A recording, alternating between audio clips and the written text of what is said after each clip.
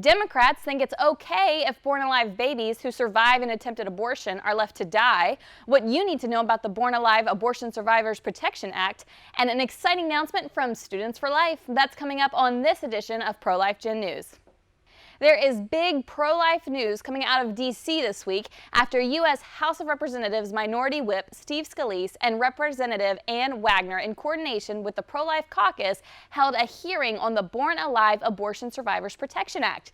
It's a piece of legislation to protect babies born alive during failed abortion procedures. Check this out. Congress has an opportunity to ensure that no baby is denied life-saving care simply because he or she is unwanted.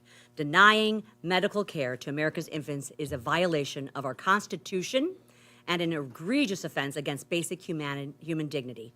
Signing the Born Alive Act petition is the simplest choice that any member of Congress can make. The hearing was somber as nurse Jill Stanek explained about her experience holding a baby who had survived an abortion procedure while he took his last breaths.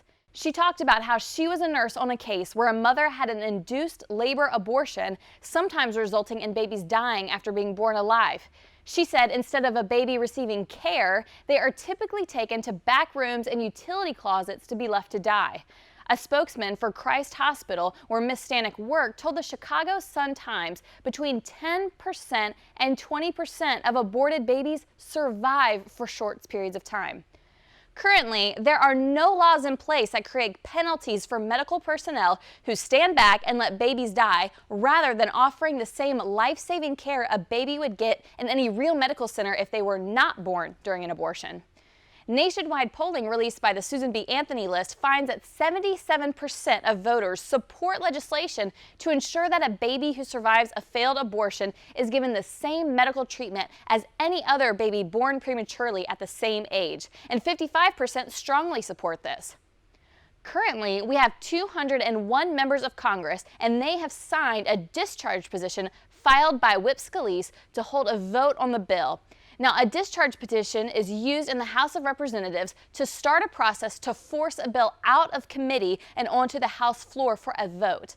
A successful petition requires the signatures of 218 members, so only 17 more votes are needed to get the bill onto the floor. So now is the time to call or write your congressman and urge them to end infanticide. If you don't know who your congressman is, you can visit heritageaction.com/action to find out more information on who you can call and where your representative stands on infanticide. Now, some exciting news from Students for Life of America. We recently announced our Talk campaign, where we will have 250,000 conversations all across America this school year. We will equip students to engage with people directly, bringing the facts about the dangers of abortion and the kinds of help available to women and children to the generation targeted for abortions by a predatory industry. Students for Life President Kristen Hawkins said, "We know from past experience that we can change hearts and minds on abortion through simple engagement. And when our students face opposition to exercising their constitutional free speech right on campuses and in our culture, Students for Life will make sure that they have what they need to be defended." For more information on how you can be part of our Talk campaign, visit studentsforlifehq.org and be on the lookout for informative and helpful trainings on Facebook and YouTube to help you transform your campus, one conversation at a time. Now, before we close, don't forget to tune into the third Democratic debate tonight. The 10 candidates with an actual shot of challenging President Trump will take place on ABC News from 8 p.m. to 11 p.m. And you can bet we'll be tweeting throughout the night as we listen to candidates argue over who is most anti-woman and who is most pro-infanticide. I'm looking at you, Pete.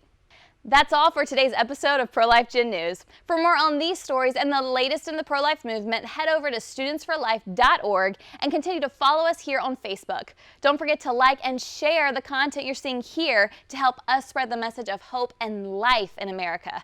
Thanks for joining us. I'm Kelly, and I'll see you next time.